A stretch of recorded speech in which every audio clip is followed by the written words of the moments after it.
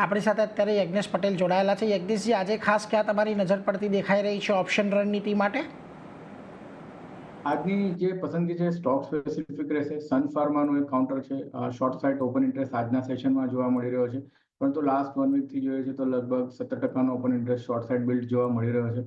Technical structure થોડું negative લાગી રહ્યું છે। આપણે જોયું કે મંડેના સેશનમાં ટ્યુઝડેના સેશનમાં એક સ્ટ્રોંગ બાઉન્સ જોવા મળ્યો, 1750ના લેવલ્સથી વેચવાલી જોવા મળી છે અને કંટ્રોલ અત્યારે જોઈએ તો 50 દિવસની મૂવિંગ એવરેજની નીચે સસ્ટેન કરી રહ્યું છે। તો મારા હિસાબે એક નીચેની સાઈડ એક મૂવ એક્સપેક્ટેડ છે। તો ઓપ્શન્સની અંદર 1700નો પુટ ઓપ્શન બાય કરવાનો છે, 1700 પુટ ઓપ્શન બાય અને 1660 1660નો એક પુટ ઓપ્શનને સેલ કરીને જવાનો છે। તો સ્પ્રેડની એક હેજ સ્ટ્રેટેજી આપણે ક્રિએટ કરીશું, જ્યાં જે મેક્સિમમ પ્રોફિટ છે લગભગ 8400નો રહેશે અને એમ ટુ એમ લોસ 3000નો મેન્ટેન રાખવો રહેશે।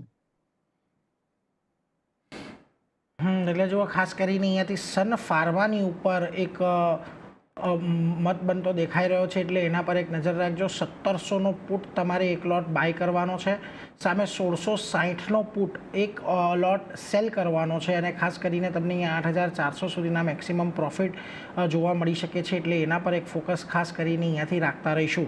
પરંતુ આગળ વધીને આજના દિવસે જો અન્ય સ્ટોક પર નજર કરીએ તો આજે સિમેન્ટ શેર્સની અંદર જે પ્રમાણે